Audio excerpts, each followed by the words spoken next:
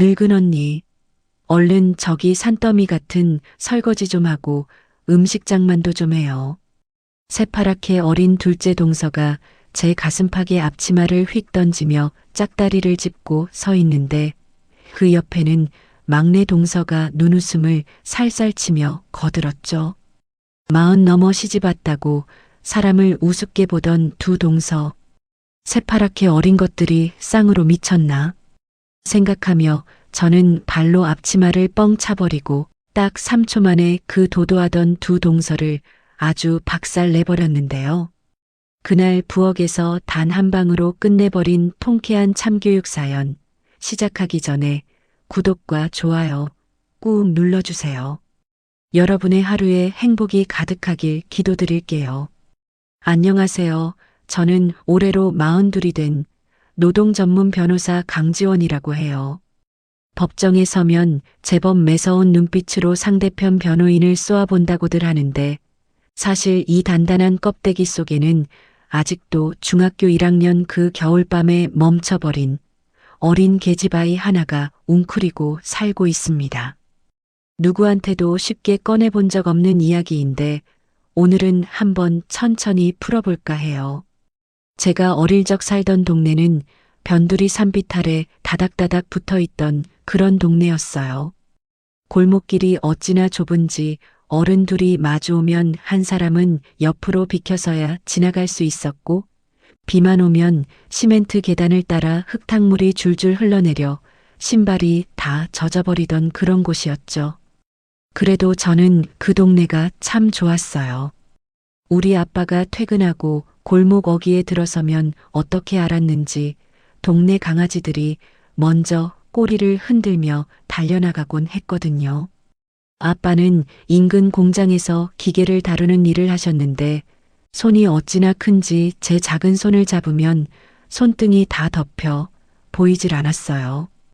그 거친 손바닥 안에서 느껴지던 따뜻한 온기, 기름 냄새가 살짝 배어있던 그 손이 저한테는 세상에서 제일 안전한 울타리였죠. 엄마는 그런 아빠를 끔찍이도 아끼셨어요. 새벽 5시면 어김없이 일어나 작은 도시락통에 밥을 꾹꾹 눌러 담고 그 위에 계란 프라이 하나를 동그랗게 얹어주셨거든요. 형편이 빠듯해서 반찬이라곤 김치하고 멸치볶음이 전부였지만 엄마는 도시락을 건네며 꼭 한 번씩 환하게 웃으셨어요. 여보, 오늘도 다치지 말고 조심해서 다녀와요. 아빠는 그런 엄마 어깨를 툭 치고는 작업화 끈을 단단히 묶으셨죠. 그 모습이 저한테는 너무 당연한 아침 풍경이었어요. 가난해도 우리 식구가 모두 둘러앉아 따끈한 밥 한 그릇 나눠 먹는 그 시간이 얼마나 귀한 건지 그땐 정말 몰랐어요. 행복은 늘 잃고 나서야 그게 행복이었구나 뒤늦게 깨닫게 되는 거잖아요. 중학교에 막 들어간 그해 가을부터 아빠는 야간 근무를 시작하셨어요. 제가 곧 고등학교에 갈 텐데 책값이며 교복값이며 들어갈 때가 많다고 야간 수당이라도 더 받아야 한다고 하시더라고요. 엄마가 몇 번이나 말렸어요. 교대 근무를 하면 몸이 어떻게 버티냐고 그러다 큰일 난다고 눈물까지 글썽이셨는데 아빠는 그저 사람 좋게 허허 웃기만 하셨죠. 내가 이 기계를 15년을 만졌는데 눈 감고도 한다니까. 걱정 마, 임자. 그 말이 아직도 귓가에 맴돌아요. 눈 감고도 한다던 그 기계가 결국 우리 아빠를 집어삼킬 줄은 아무도 몰랐던 거죠. 그날 밤은 유난히 바람이 거세서 창문이 덜컹덜컹 흔들리던 밤이었어요. 제가 책상 앞에 앉아 수학 문제집을 풀고 있는데 자꾸만 마음이 싱숭생숭해서 연필이 손에 잘 잡히질 않더라고요. 엄마가 제게 따끈하게 데운 보리차를 가져다 주시려는데 그때 전화벨이 울렸어요. 따르릉, 따르릉. 그 소리가 어찌나 길게 느껴지던지요. 엄마가 수화기를 들자마자 들고 있던 컵을 떨어뜨리셨어요. 보리차가 장판 위로 좌악 쏟아지는데 엄마는 그걸 닦을 생각도 못하고 그 자리에 풀썩 주저앉으셨죠. 여보세요? 네. 우리 애 아빠가요? 어디서요? 어느 병원이요? 엄마의 목소리가 갈라지고 떨리는 걸 들으면서 저는 본능적으로 무언가 단단히 잘못됐다는 걸 알아챘어요. 심장이 쿵 떨어지는 그 느낌 아세요? 발끝부터 머리끝까지 찌릿하게 핏기가 가시는 그 기분요. 저는 가방도 안 메고 잠바만 대충 걸친 채 엄마 손을 잡고 무작정 택시를 잡아탔어요. 택시기사 아저씨가 백미러로 우리 둘을 힐끔거리시는데 엄마는 두 손으로 입을 틀어막고 어깨를 들썩이며 울고 계셨고 저는 그런 엄마 손을 꼭 잡은 채 차창 밖만 멍하니 바라봤죠. 가로등 불빛이 휙휙 지나가는데 마치 시간이 거꾸로 흐르는 것 같았어요. 제발, 제발 아빠 무사하게 해주세요. 입속으로 그 말만 수백 번을 되뇌면서요. 병원 응급실 앞에 도착했을 때 공장에서 일하시던 아저씨 몇 분이 작업복 차림 그대로 복도에 서 계시더라고요. 평소엔 아빠랑 살갑게 농담도 주고받고 우리 집에 와서 막걸리도 한 잔씩 걸치고 가시던 분들인데 우리 모녀를 보더니 약속이라도 한 듯 슬그머니 시선을 피하시는 거예요. 그 어색한 침묵이 어찌나 무겁던지요. 엄마가 그중 한 분의 팔을 붙잡고 떨리는 목소리로 매달리셨어요. 우리의 아빠 어떻게 됐어요? 네, 말 좀 해보세요. 아저씨는 입술만 달싹이다가 끝내 고개를 푹 숙이시더라고요. 그 순간 응급실 문이 드르륵 열리고 의사 선생님이 마스크를 내리며 우리 쪽으로 다가오셨어요. 가운 소매에 빨간 자국이 묻어 있었는데 그게 우리 아빠 피라는 걸 알아챈 순간 다리에 힘이 풀려서 저는 그대로 차가운 병원 바닥에 주저앉아 버렸어요. 의사 선생님 입에서 흘러나온 말들이 마치 외국어처럼 멀게만 들렸죠. 척추 손상, 하반신 마비, 다행히 생명에는 지장이 없으나 다행히. 그 다행이라는 단어가 왜 그렇게 잔인하게 들리던지요. 수술실에서 한참을 더 있다가 중환자실로 옮겨진 아빠를 면회 시간에 겨우 볼 수 있었는데요. 두꺼운 유리창 너머로 보인 아빠 모습은 제가 알던 우리 아빠가 아니었어요. 온갖 호스를 주렁주렁 매단 채 핏기 하나 없이 누워 계신 그 사람이 어제 아침까지 제 머리를 쓰다듬어 주시던 그 든든한 아빠라는 사실이 도무지 믿기지가 않더라고요. 엄마는 유리창에 이마를 대고 소리 없이 흐느끼셨어요. 어깨가 들썩이는데 울음소리가 새어나오지 않게 입술을 꽉 깨물고 계시는 그 뒷모습이 지금도 눈을 감으면 어제 일처럼 선명해요. 저는 그저 엄마 허리춤을 붙잡고 따라 울었어요. 우리 가족의 든든한 기둥 하나가 그날 밤 그렇게 와르르 무너져 내린 거예요. 진짜 절망은 그 다음부터 시작됐어요. 며칠 뒤 회사에서 사람이 왔는데 양복을 빳빳하게 차려입은 그 사람이 병실 문턱을 넘는 순간부터 공기가 싸늘해지더라고요. 그 사람은 의자에 앉지도 않고 서서 마치 외워온 대본을 읊듯이 차갑게 말했어요. 사모님, 안타깝지만 이번 사고는 산업재해로 보기 어렵습니다. 김 기사님께서 안전수칙을 어기시고 기계를 만지신 정황이 확인됐거든요. 회사에서 드릴 수 있는 건 위로금 정도뿐입니다. 엄마가 휘청거리시면서 그 사람 양복 자락을 붙잡으셨어요. 아니, 그게 무슨 말씀이세요? 우리의 아빠가 그 기계를 15년을 만진 사람인데 안전수칙을 어겼다니요? 말이 안 되잖아요, 말이. 하지만 그 사람은 엄마 손을 매정하게 뿌리치고는 서류 한 장만 침대 옆 협탁에 툭 던져놓고 나가버리더라고요. 그 종이 한 장으로 우리 아빠 인생을, 우리 가족의 모든 걸 뭉개버린 거죠. 엄마는 그 자리에 풀썩 주저앉아 종이를 부여잡고 짐승처럼 우셨어요. 저는 그때 처음으로 어른들의 세계라는 게 얼마나 매정하고 야박한 곳인지를 뼛속까지 새기게 됐어요. 더 견디기 힘들었던 건 그 다음 일이었어요. 엄마가 진실을 밝혀줄 사람을 찾아 공장으로 아저씨들 댁으로 뛰어다니셨는데 평소에 우리 아빠랑 형 동생 하던 그 아저씨들이 약속이나 한 듯이 입을 꾹 다물어 버리시는 거예요. 어떤 분은 아예 문도 안 열어주셨고 어떤 분은 문틈으로 미안하다는 말만 어렵게 흘리시고는 문을 닫아버리셨죠. 한 번은 제가 엄마 손을 잡고 한 아저씨 댁 앞에서 한참을 기다린 적이 있었어요. 그 댁 아주머니가 결국 못 견디시고 문을 빼꼼 여시더니 엄마를 보고 눈물을 훔치며 그러시더라고요. 재수 씨 미안해. 정말 미안해. 우리도 먹고 살아야 하잖아. 우리 애들도 학교 보내야 하고 회사에서 한마디라도 보태면 당장 잘린다는데 어떡해. 그 말을 듣는데 어린 제 가슴속에서 뭔가 뜨거운 게 울컥 치밀어 오르더라고요. 다 알면서 우리 아빠가 억울하다는 거 다 알면서 밥줄 때문에 입을 닫는 그 어른들이 너무너무 미웠어요. 동시에 무력감이라는 게 뭔지도 그때 처음 알았죠.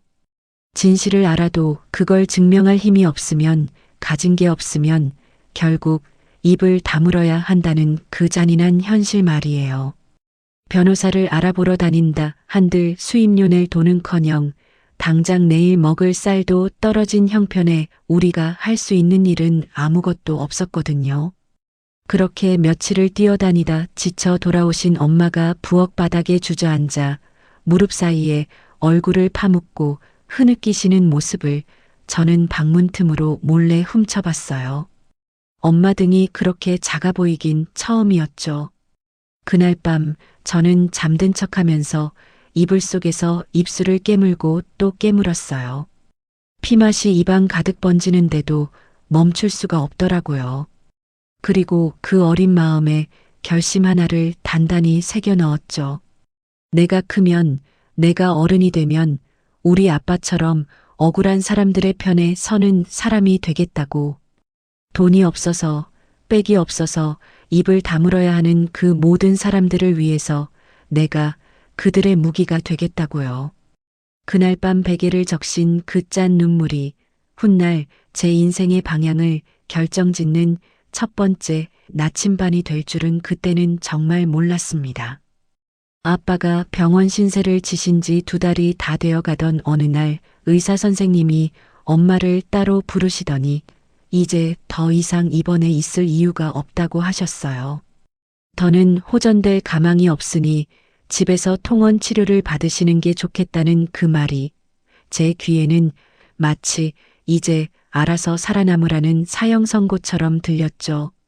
휠체어에 앉아 병원 문을 나서는 아빠는 2달 전 도시락통을 챙겨 들고 나가시던 그 아빠가 아니었어요. 한쪽으로 살짝 기울어진 어깨, 무릎 위에 힘없이 얹혀있던 그 큰 손, 그리고 무엇보다 눈빛이 달라져 있었거든요. 무언가 단단한 게 부서져 버린 사람의 눈빛이었어요. 집에 돌아온 첫날 밤 아빠는 안방 문을 닫아 걸고 한참을 안 나오셨어요. 엄마가 저녁상을 봐놓고 몇 번을 부르셨는데도 대답이 없으셔서 결국 제가 살그머니 문을 열고 들어갔거든요. 아빠는 천장만 바라보고 누워 계셨는데 제가 들어가도 고개를 돌리지도 않으시더라고요. 제가 살금살금 다가가 아빠 손을 잡았는데 그 거칠고 따뜻하던 손이 어쩐지 차게 식어 있었어요. 한참을 그렇게 손만 잡고 있었더니 아빠가 천천히 입을 떼셨죠. 지원아, 아빠가 미안하다. 그 한마디가 어찌나 무겁던지 저는 고개를 세차게 저으면서 아빠 손등에 얼굴을 비볐어요. 미안할 게 뭐가 있냐고, 살아 돌아와 주신 것만으로도 감사하다고 말씀드리고 싶었는데 목이 메어서 한마디도 나오질 않더라고요. 아빠가 제 머리를 천천히 쓰다듬어 주시는데 그 손길이 예전 같지가 않았어요. 힘이 하나도 없었거든요. 그날 밤 저는 안방에서 나와 제 방 이불 속에 들어가 소리 죽여 또 울었어요. 아빠가 안 들으시게, 엄마가 더 슬프지 않게 입을 꽉 틀어막고 어깨만 들썩이며 울었죠. 다음 날 아침부터 엄마는 동네 식당을 돌아다니기 시작하셨어요. 평생 집에서 살림만 하시던 분이 어디 가서 일자리를 구해보신 적이 있어야지요. 식당 주인들이 나이가 많아서 경력이 없어서 이런저런 이유로 퇴짜를 놓을 때마다 엄마는 입술을 깨물고 다음 집 문을 두드리셨어요. 그러다 동네 큰 길가에 있는 갈비탕 집에서 겨우 주방 보조 자리를 얻으셨는데 새벽 5시에 나가서 밤 10시가 다 되어야 들어오시는 자리였죠. 처음 며칠은 손이 익지 않아서 칼질을 하시다가 몇 번이고 베이셨죠. 엄마가 손가락에 휴지를 둘둘 말고 들어오시는 모습을 볼 때마다 제 가슴이 어찌나 쓰렸는지 몰라요. 가장 견디기 힘들었던 건 엄마 손에 화상이 늘어가는 거였어요. 끓는 육수통을 옮기시다가 뜨거운 기름이 튀어서 처음엔 빨갛게 부어 올랐다가 며칠이 지나면 누렇게 진물이 잡히고 그 위에 또 새로운 화상이 덮이는 거예요. 어느 날 밤 제가 엄마 손에 연고를 발라드리는데 엄마가 천장을 보며 혼잣말처럼 그러시더라고요. 별거 아니야. 안 아파, 정말.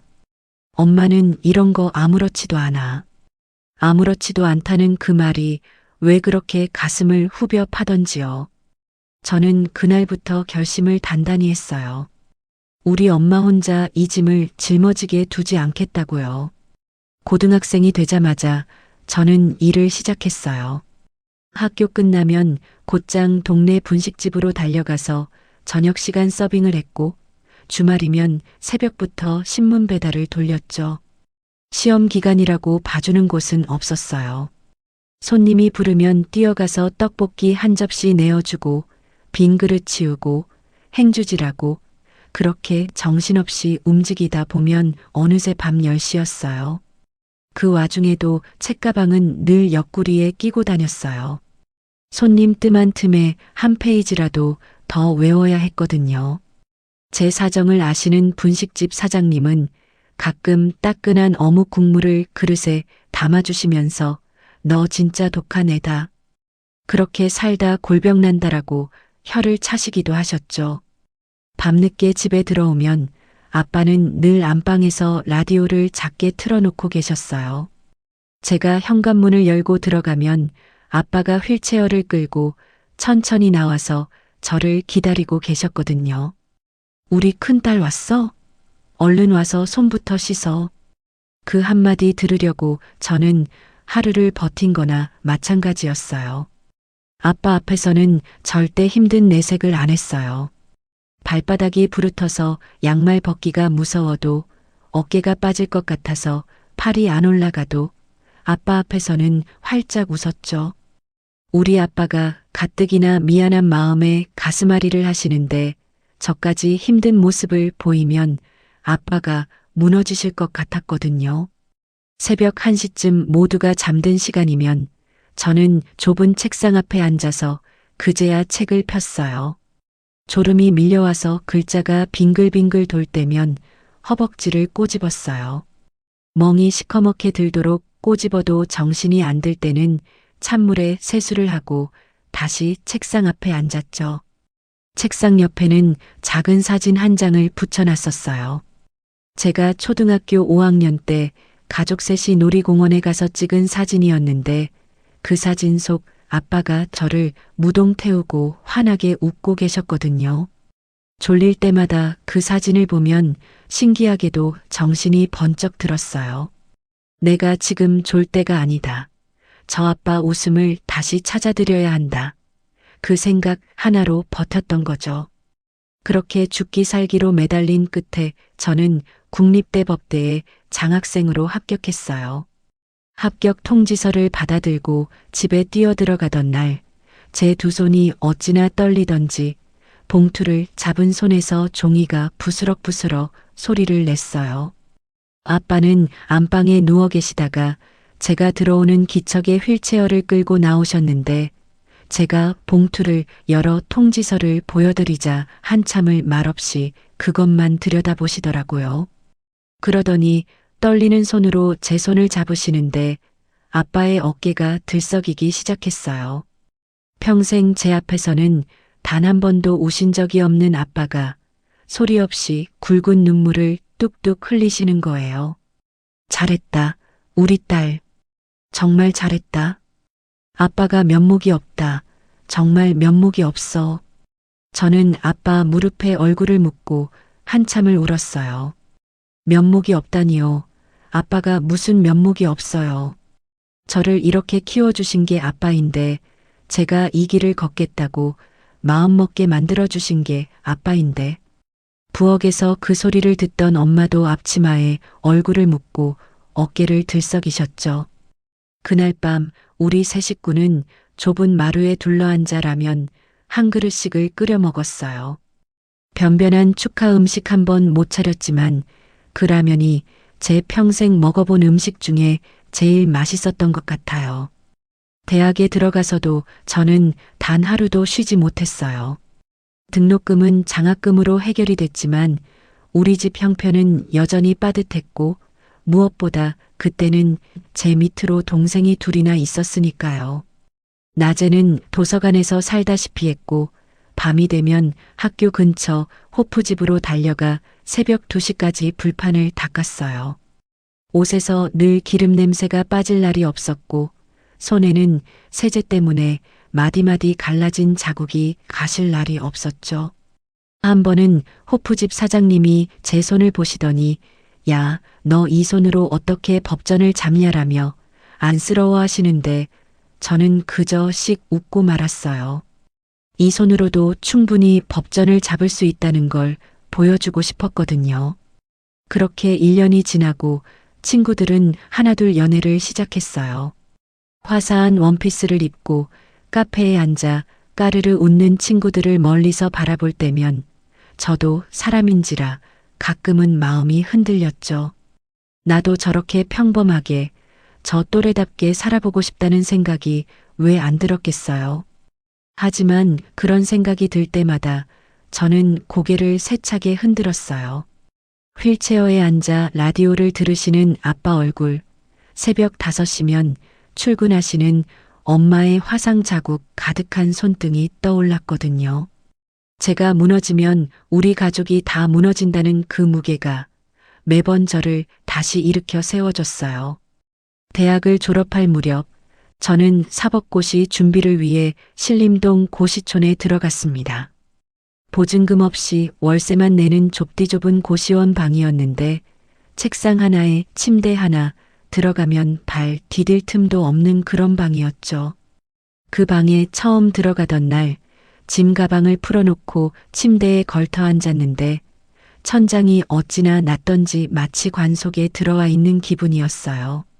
하지만 저는 책상 위에 아빠 사진을 올려놓고 두 손을 모아 다짐했습니다.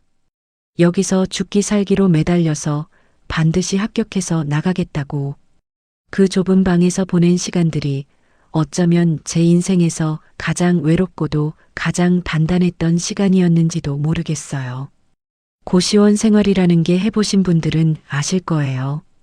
옆방 사람 코 고는 소리, 윗방에서 의자 끄는 소리, 복도 끝 공용 화장실에서 물 내리는 소리까지 다 들리는 그런 곳이거든요. 처음 한 달은 그 소음에 적응이 안 돼서 밤마다 베개로 귀를 틀어막고 잤어요. 그러다 어느 순간부터는 그 소리들이 오히려 자장가처럼 들리기 시작하더라고요. 사람이 환경에 적응한다는 게 참 신기하죠. 매일 새벽 5시면 일어나 공용 세면대에서 찬물로 세수를 했어요. 따뜻한 물이 안 나오는 건 아닌데 졸음을 쫓으려면 찬물이 제일이거든요. 그러고 나서 컵라면 하나를 끓여 책상 앞에 가져다 놓고 면이 불어 터질 때까지 그 옆에서 법전을 펼치고 있었어요. 라면 하나를 다 먹는 시간도 아까웠으니까요. 점심도 저녁도 늘 비슷했어요. 가끔 단백질이 부족한 것 같다 싶으면 편의점에서 구운 계란을 사다 책상 서랍에 넣어두고 한 알씩 까먹었죠. 그렇게 살다 보니 몸이 안 망가질 수가 없잖아요. 머리카락이 한 움큼씩 빠지기 시작했고 잇몸에서는 시도 때도 없이 피가 났어요. 어느 날 새벽에 코피가 터졌는데 한참을 휴지로 막아도 멈추질 않더라고요. 결국 책상 위에 놓인 법전 위로 빨간 핏방울이 뚝뚝 떨어지는데 그게 어쩐지 서럽지가 않고 오히려 결의처럼 느껴졌어요. 그래, 이 정도는 흘려야 합격하는 거다. 우리 아빠가 흘리신 피에 비하면 이건 아무것도 아니다. 그러면서 그 피 묻은 법전을 닦지도 않고 계속 읽었죠. 영양실조로 길에서 두어 번 쓰러지기도 했어요. 한 번은 고시원 계단을 내려오다 다리에 힘이 풀려서 그대로 굴러떨어졌는데 옆방 살던 언니가 발견해서 응급실에 데려다 주셨죠. 의사 선생님이 혀를 차시면서 학생, 이러다 죽어요. 며칠이라도 푹 쉬어요라고 하시는데 저는 링거 한 병 맞자마자 다시 고시원으로 돌아왔어요. 쉴 시간이 없었어요. 한 번에 합격해야만 했거든요. 두 번, 세 번 떨어지면 우리 집은 정말로 무너지는 거니까요. 그 무렵 엄마한테서 한 통의 전화가 걸려왔어요. 평소엔 제가 공부에 방해될까봐 절대 먼저 전화 안 하시던 분인데 그날따라 목소리가 가라앉아 계시더라고요. 지원아, 별일은 없지? 밥은 챙겨 먹고? 응, 잘 먹고 있어. 엄마, 무슨 일 있어? 아니, 별일 아니야. 그냥 우리 큰딸 목소리가 듣고 싶어서. 너무 무리하지 말고 알았지? 전화를 끊고 한참을 멍하니 앉아 있다가 아빠에게 전화를 걸어봤어요. 알고 보니 엄마가 일하시던 식당에서 미끄러져 손목이 부러지셨다는 거예요. 그러면서도 저한테 걱정 끼칠까봐 입을 꾹 다물고 계신 거였죠. 그 소식을 들으니까 손에 펜이 잡히지가 않더라고요. 책상에 엎드려서 한참을 끄끄거리며 울었어요. 엄마, 미안해. 내가 더 빨리 끝낼게. 진짜 더 빨리 끝낼게. 입속으로 그 말만 수십 번을 반복하면서요. 그렇게 4번의 봄, 여름, 가을, 겨울이 지나갔어요. 마지막 시험을 치르고 고시원으로 돌아오던 길, 제 다리가 어찌나 후들거리던지 횡단보도에서 신호 2번을 그냥 보냈어요. 다 쏟아냈다는 후련함과 떨어지면 어쩌나 하는 두려움이 동시에 밀려오는데 그 감정의 무게를 감당할 자신이 없었거든요. 발표가 나기까지 그 몇 주가 어찌나 길던지요. 잠도 못 자고 밥도 못 먹고 손톱만 물어뜯다가 결국엔 손가락 끝마다 피가 맺힐 지경이 됐죠. 발표 당일 아침 저는 떨리는 손으로 컴퓨터 앞에 앉았어요. 화면이 뜨기 전에 두 손을 모으고 한참을 기도했죠. 우리 아빠 한 번만, 딱 한 번만 환하게 웃으실 수 있게 해주세요. 라고요. 합격자 명단을 스크롤로 천천히 내리는데 제 이름 석자가 보이는 순간 저는 의자에서 그대로 흘러내려 바닥에 주저앉아 버렸어요. 너무 기뻐서 소리도 안 나오고 그저 입을 벌린 채 어깨만 들썩였어요. 한참을 그렇게 바닥에 앉아 있다가 정신을 차리고 휴대폰을 들어서 아빠한테 전화를 걸었죠. 신호가 2번 가기도 전에 아빠가 받으셨어요. 마치 제 전화를 기다리고 계셨다는 것처럼요. 여보세요, 우리 큰딸이냐? 아빠, 나 합격했어. 아빠, 나 진짜 합격했어. 수화기 너머에서 한참 동안 아무 소리도 들리지 않았어요. 그러다가 아빠가 가까스로 입을 떼셨는데 그 목소리가 어찌나 떨리던지요. 우리 딸이 해냈구나. 아빠가. 말끝을 잇지 못하고 아빠는 끝내 오열하기 시작하셨어요. 평생 아빠 오열하는 소리를 들어본 게 그날이 처음이었을 거예요. 짐승이 우는 것 같기도 하고 어린아이가 우는 것 같기도 한 그 울음소리가 제 귀에 박혔을 때 저도 휴대폰을 떨어뜨릴 뻔하면서 따라 울었죠. 그 울음소리는 제 평생의 훈장이 되었습니다. 어떤 상보다 어떤 자격증보다 값진 훈장이었죠. 연수원을 마치고 변호사가 됐을 때 저한테 손을 내미는 곳은 많았어요. 대형 로펌에서 스카우트 제안이 몇 군데서 들어왔고 그 중에는 연봉이 제가 꿈도 못 꿔본 액수도 있었거든요. 동기들은 다들 그쪽으로 갔어요. 빌딩 숲 한가운데 멋진 사무실에서 양복 차려입고 일하는 게 변호사의 정석이라고들 했죠. 우리 엄마도 처음엔 그 제안을 받아들이라고 하셨어요. 이제 너도 좀 편하게 살아야 하지 않겠냐고 우리 딸 고생할 만큼 했다고요. 하지만 저는 그 제안들을 다 거절했어요. 작은 골목에 사무실 하나를 차렸죠. 보증금이 부족해서 은행 대출까지 받아가며 5평짜리 사무실에 책상 2개를 들여놓고 시작한 거예요. 노동 전문 변호사, 산재와 갑질 사건만 전담하는 변호사. 그게 제가 가야 할 길이라는 걸 저는 한 번도 의심해 본 적이 없었어요. 사무실 문에 그 글자를 새겨넣고 처음 자물쇠를 채우던 날, 저는 그 앞에서 한참을 서 있었어요. 중학교 1학년 그 겨울밤에 했던 약속을 드디어 지킬 수 있게 됐다는 사실에 가슴이 뭉클해서요. 개업한 지 한 달이 채 안 됐을 때 첫 의뢰인이 찾아오셨습니다. 50대 후반쯤 되어 보이시는 부부였는데 두 분 다 한눈에 봐도 농사일이나 막일로 평생을 살아오신 분들이라는 게 느껴지는 그런 분들이셨어요. 아주머니는 손에 낡은 비닐봉투를 꼭 쥐고 계셨는데 그 안에 서류가 잔뜩 들어있더라고요. 자리에 앉으시자마자 아주머니가 그 봉투를 풀어 책상 위에 쏟아 놓으시면서 떨리는 목소리로 말씀하셨어요. 변호사님, 우리 아들 좀 살려주세요. 우리 아들이 26살이에요. 건설 현장에서 떨어져서 하반신을 못 쓰게 됐는데 회사에서는 우리의 잘못이라고만 그래요. 안전 장비도 안 줘놓고선. 그 말을 듣는 순간 제 머릿속에서 무언가 쾅 하고 폭발하는 것 같았어요. 하반신 마비, 회사의 책임 회피. 이 단어들의 조합이 28년 전 그 겨울밤에 우리 집을 그대로 옮겨놓은 것 같았거든요. 저는 잠깐 호흡을 가다듬고 아주머니 손을 두 손으로 꼭 잡았어요. 거칠고 갈라진 그 손이 우리 엄마 손하고 어찌나 똑같던지 가슴이 미어졌죠. 어머님, 걱정 마세요. 제가 끝까지 해드릴게요. 절대 포기하지 마세요. 그날부터 저는 미친 사람처럼 그 사건에 매달렸어요.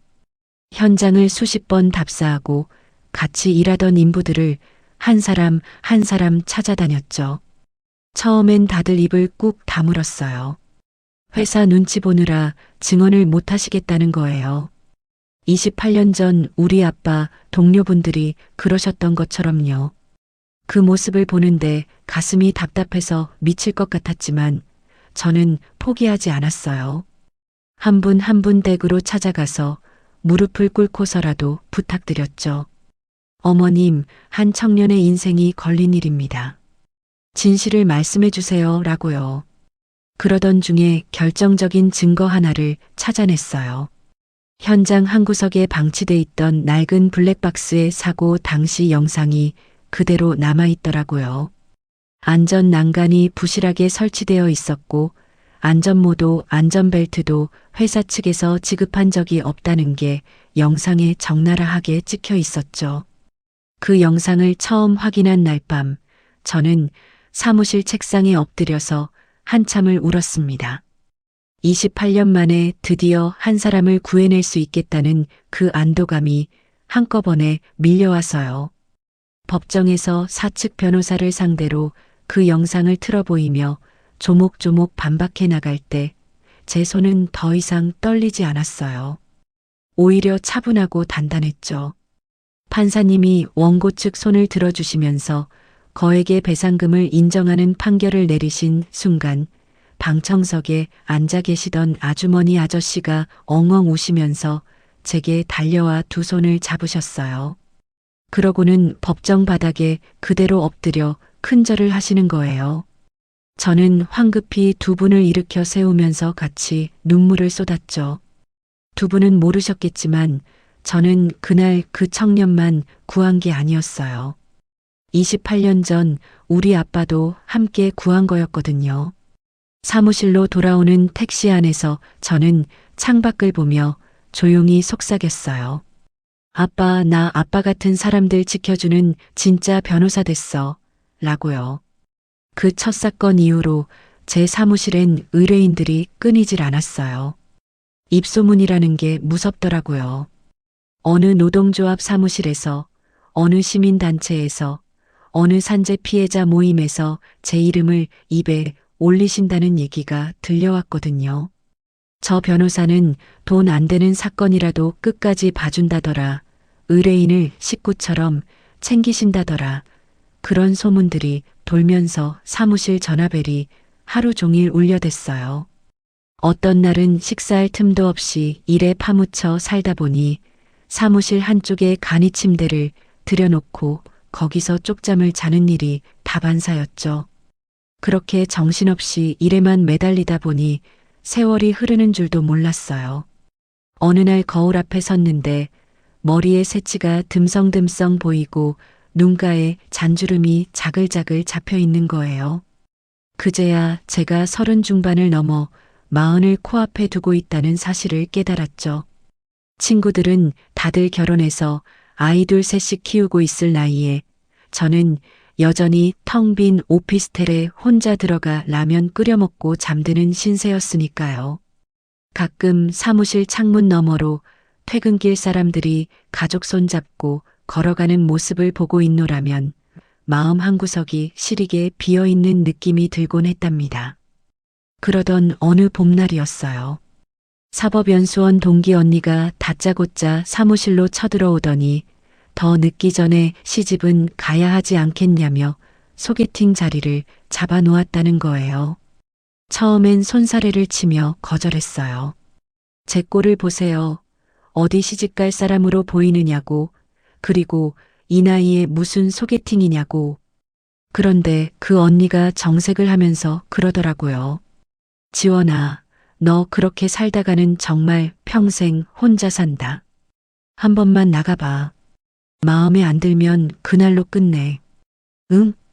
언니의 끈질긴 등살에 못 이겨 결국 약속 장소에 나갔어요.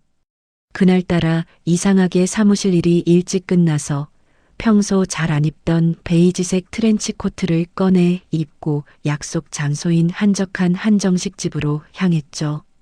미닫이 문을 열고 방에 들어섰을 때 저보다 먼저 와서 앉아있던 그 사람이 자리에서 일어나며 살짝 고개를 숙이시는데 첫인상이 참 편안한 분이었어요. 키가 훤칠하고 어깨가 넓었는데 무엇보다 눈빛이 따뜻하더라고요. 사납지도 않고 그렇다고 만만해 보이지도 않는 그런 눈빛이요. 저보다 3살이 많으셨고 작은 무역회사를 다니신다고 했어요. 처음엔 의뢰 그렇듯 어색한 인사말이 오갔는데 이야기를 나누다 보니 신기하게도 자꾸 말문이 트이는 거예요. 제가 노동 전문 변호사라고 하니까 그분이 눈을 반짝이며 그러시더라고요. 아, 그러시구나. 그 길은 정말 사명감 없으면 못 가는 길이라고 들었는데 대단하신 분을 만난 거네요. 그 말이 그냥 의례적인 칭찬으로 들리지가 않더라고요. 진짜로 마음에서 우러나오는 존중이 담겨 있었거든요. 제가 슬쩍 어떻게 그런 길을 가게 됐는지 묻지 않으시냐고 했더니 그분이 빙긋 웃으며 그러시는 거예요. 본인이 말하고 싶을 때 말해주시면 그때 들을게요. 사람 사연이라는 게 캐묻는 거 아니더라고요. 그 한마디에 제 마음의 빗장 하나가 스르르 풀리는 소리가 들렸어요. 평생 누구한테도 쉽게 꺼내지 못했던 어린 시절 이야기를 저도 모르게 그날 밤 그분 앞에서 한 자락씩 풀어내고 있더라고요. 우리 아빠 얘기, 우리 엄마 손등의 화상 자국 얘기, 고시원 시절 흘렸던 코피 얘기까지 한참을 정신없이 이야기하다 정신을 차려보니 그분 눈가가 살짝 붉어져 있었어요. 그러더니 천천히 손을 뻗어 제 손등 위에 자기 손을 가만히 얹으시면서 그러시는 거예요. 잘 살아오셨네요. 정말 잘 살아오셨어요. 그 한마디에 제 가슴 깊은 데서 무언가 쿵 하고 내려앉았어요. 평생 누구한테 이런 말을 들어본 적이 없었거든요. 다들 저더러 독하다, 무섭다, 그런 말은 많이 했지만 잘 살아왔다는 말을 해준 사람은 그분이 처음이었어요. 그날 그 한정식 집을 나서면서 저는 직감했어요. 아, 이 사람이구나. 내가 평생을 기댈 수 있는 사람이 이 사람이구나 하고요. 연애 기간은 길지 않았어요. 둘 다 나이가 있었고 무엇보다 서로에 대한 확신이 빨리 들었거든요.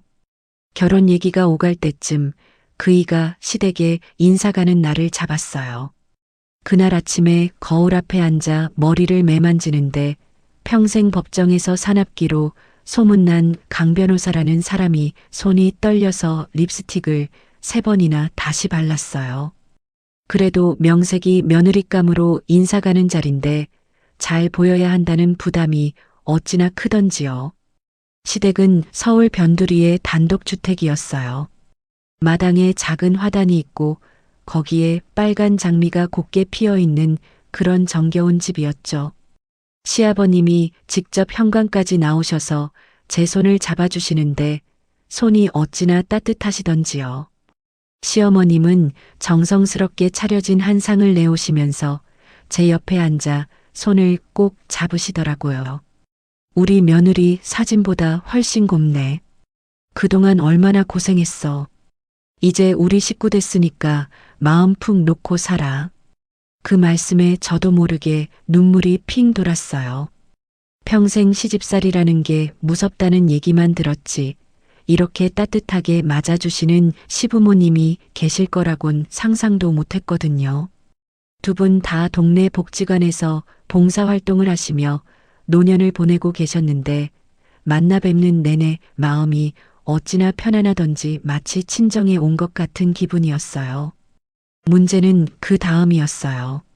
식사가 한창일 무렵 현관문 열리는 소리가 나더니 동서들이 들이닥쳤거든요. 둘째 동서는 33이라고 했고 막내 동서는 30이라고 했는데 그러니까 저보다 한참 어린 동서들이었죠. 그 둘은 거실로 들어서면서 저를 위아래로 한번 쓱 훑어보는데 그 눈빛이 어찌나 묘하던지요. 입가에는 웃음을 띠고 있었지만 그 웃음 뒤에 무언가 다른 것이 숨어 있다는 게 본능적으로 느껴졌어요. 평생 법정에서 사람 표정 읽는 게 일이었던 저잖아요. 그 미세한 표정의 균열이 제 눈에 안 보일 리가 없었죠. 자리에 앉자마자 시아버님이 자랑스러운 목소리로 제 직업을 말씀해 주셨어요. 우리 큰 며느리감이 변호사야, 변호사. 그것도 약한 사람들 편에서 일하는 노동 전문이래. 대단하지 않냐? 그 말이 떨어지기가 무섭게 둘째 동서가 입을 열었어요. 어머, 그러세요? 요즘 변호사들 많이 쏟아져 나와서 개나 소나 변호사라던데 노동 전문이면 사건 수임료가 좀 그렇겠네요? 돈 안 되는 일만 하시는 거 아니에요?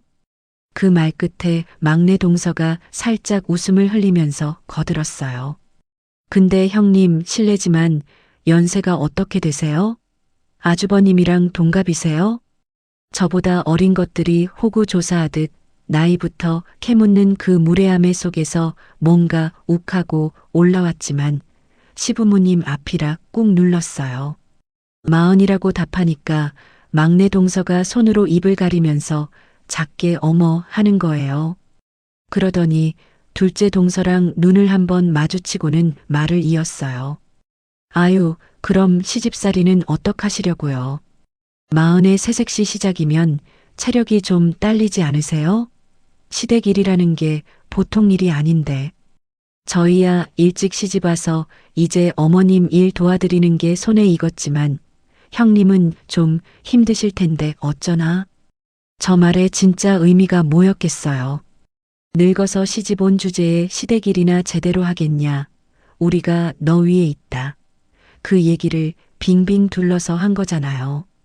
시부모님은 그 미묘한 가시를 못 알아채시고 그저 허허 웃기만 하셨고 옆에 앉은 그이는 어쩔 줄 몰라 하면서 제 손을 식탁 밑으로 꼭 잡아주더라고요. 저는 그저 입꼬리만 살짝 올린 채로 미소를 지어 보였어요. 첫 만남에서 안 좋은 모습 보일 수는 없었으니까요. 저녁 식사가 끝나고 동서들이 주방에 함께 들어가 설거지를 하겠다며 자리를 비우셨는데 잠시 후 주방 쪽에서 두 사람이 자기들끼리 소곤거리며 까르르 웃는 소리가 거실까지 새어 나왔어요. 무슨 얘기를 하시는지 정확히 들리진 않았지만 자기들끼리 작당하는 기운이라는 게 어떤 건지 저는 본능적으로 알겠더라고요. 제 안에서 오랜 세월 동안 단련된 전투 레이더가 작동하기 시작한 거죠. 아, 이 집에는 시부모님이 다가 아니구나. 진짜 상대해야 할 사람들은 따로 있구나.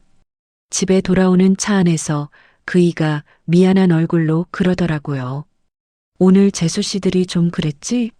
원래 좀 그런 사람들이긴 한데 결혼하면 잘 지내게 될 거야. 너무 신경 쓰지 마. 저는 차창 밖을 바라보며 가만히 웃었어요. 그러고는 그의 손을 잡으며 말했죠. 신경 안 써. 살아보면서 천천히 풀어가지 뭐. 말은 그렇게 했지만 속으로는 칼날을 하나 곱게 갈아넣고 있었어요. 평생 법정에서 별의별 갑질하는 인간들을 다 상대해 본 사람인데 새파랗게 어린 동서들이 텃세 부려봤자 저한테는 가소로운 수준이었죠. 다만 시부모님은 좋은 분들이시니까 두 분 마음 다치지 않게 잘 정리해 나가야겠다는 다짐 정도였어요. 어디 한번 해봐라. 나는 산전수전 다 겪고 마음까지 살아남은 사람이다. 너희가 던지는 가시 따위에 흔들릴 사람이 아니다. 그런 생각을 하면서 저는 차창에 머리를 기댄 채 조용히 눈을 감았어요. 그날 그 어린 동서들과의 첫 만남이 앞으로 펼쳐질 길고 긴 시집살이 전쟁의 시작을 알리는 종소리였다는 걸 그때는 그저 어렴풋이 직감만 하고 있었을 뿐이었죠. 결혼식은 양가 가족만 모시고 조촐하게 치렀어요. 호텔 예식장도 아니고 동네 작은 웨딩홀이었지만 그날 제 마음은 어느 신부보다 충만했죠. 신부 입장을 하는데 휠체어에 앉으신 우리 아빠가 꽃길 끝에서 저를 바라보고 계셨거든요. 사위 손을 잡고 활짝 웃으시는 아빠 모습을 보는 순간 28년 전 그 겨울밤에 무너져 내렸던 우리 가족이 드디어 다시 일어섰다는 생각이 들면서 면사포 속에서 한참을 울었어요. 그이가 그런 저를 가만히 안아주면서 등을 토닥여주는데 그 따뜻한 손길이 아빠가 어린 적에 제 머리를 쓰다듬어 주시던 손길하고 어찌나 닮았던지요. 신혼생활은 꿀 같았어요. 결혼 전에는 일에 파묻혀 살던 제가 그이 덕분에 처음으로 사람답게 사는 법을 배워가고 있었거든요. 그이는 아침마다 토스트를 구워주고 따끈한 커피를 내려주는 사람이었고 제가 늦게까지 사건 기록을 들여다보고 있으면 옆에 가만히 앉아 어깨를 주물러주는 사람이었어요. 무엇보다 제 친정에 대한 그이의 마음 씀씀이가 어찌나 깊던지 결혼하자마자 친정아빠를 매주 주말마다 동네 목욕탕에 모시고 다니기 시작했죠. 휠체어 미는 게 보통 일이 아닌데 그이는 한 번도 귀찮은 내색을 한 적이 없었어요. 친정아빠도 사위 손에 이끌려 목욕탕에 다녀오시는 날이면 얼굴에 화색이 도시면서 저한테 몰래 그러시더라고요. 지원아, 너 시집 잘 갔다. 정말 잘 갔어. 아빠가 이제 두 발 뻗고 잘 수 있겠다. 그 말씀을 들을 때마다 제 가슴이 어찌나 뭉클하던지요. 평생 우리 가족을 짓누르던 무거운 짐을 그이가 어깨에 함께 짊어져 주고 있다는 게 그렇게 고마울 수가 없었어요. 그렇게 신혼의 단꿈에 푹 젖어 있을 무렵 어느 토요일 오후였어요. 거실 소파에 그이와 나란히 앉아 영화를 보고 있는데 휴대폰이 요란하게 울렸어요. 화면에 신우이 이름이 떠 있길래 받았더니 수화기 너머에서 흐느끼는 소리가 먼저 들려왔어요. 신우이는 동네에서 어린이집 교사로 일하는 38살 처녀였거든요. 평소 차분하고 조용한 성격인데 그날따라 목소리가 잔뜩 잠겨 있었어요. 새언니, 저 어떡해요? 저 진짜 큰일 났어요. 무슨 일이에요, 아가씨? 천천히 말해봐요. 신우이가 한참을 흐느끼다가 겨우 입을 떼는데 사연인즉슨 이거였어요. 7년을 일했던 그 어린이집에서 갑자기 퇴직 통보를 받았는데 원장이라는 사람이 퇴직금을 한 푼도 못 주겠다고 버틴다는 거예요. 사유는 신우이가 근무 태도가 불량했다는 거였는데 7년을 성실히 일해온 사람한테 갑자기 그런 누명을 씌우는 게 너무 억울하다는 거였죠. 게다가 원장이 너 같은 애한테 줄 돈이 어딨냐며 모욕적인 말까지 퍼부었다고 하더라고요. 그 말을 듣는데 제 안에서 뜨거운 게 확 올라왔어요. 아가씨, 거기 잠깐 가만히 있어요. 내가 갈게요. 전화를 끊자마자 저는 곧장 옷을 갈아입고 신우이 집으로 달려갔어요. 신우이가 자취하는 원룸에 들어서니 신우이는 눈이 퉁퉁 부은 채 침대 끝에 앉아 있더라고요. 그 모습을 보는데 어린 시절 우리 엄마가 식당에서 부당한 대우를 받고 들어와 부엌 바닥에 주저앉아 우시던 모습이 겹쳐 보였어요. 저는 신우이 옆에 앉아 어깨를 토닥이며 가만히 물었죠. 아가씨, 걱정 마요. 내 전공이 바로 이런 거잖아. 근로계약서랑 출근부랑 그동안 받은 급여 명세서 다 챙겨봐줘요. 신우이는 눈이 휘둥그레지면서 책상 서랍에서 서류 뭉치를 꺼내왔어요. 다행히 꼼꼼한 성격이라 7년치 자료를 차곡차곡 보관해 뒀더라고요. 제가 그 자리에서 서류를 한 장 한 장 검토하면서 어린이집 원장이 명백한 근로기준법 위반을 저지르고 있다는 걸 확인했어요. 퇴직금 지급 의무는 물론이고 부당해고에 해당할 소지까지 충분했죠.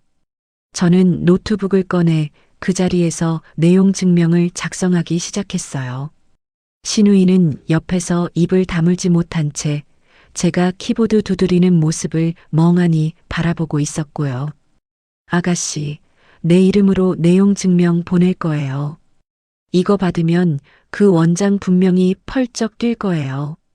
그래도 못 받겠다고 버티면 노동청에 진정 넣고 그래도 안 되면 소송 가면 돼요. 내일 안에 돈 안 들어오면 바로 다음 단계로 갈 거니까 걱정 붙들어 매요. 다음 날 아침 내용 증명이 발송되고 1시간도 채 안 돼서 신우이한테 그 원장이라는 사람한테서 전화가 빗발쳤다고 해요. 처음엔 협박조로 나오다가 신우이가 단호하게 저희 새언니가 변호사예요.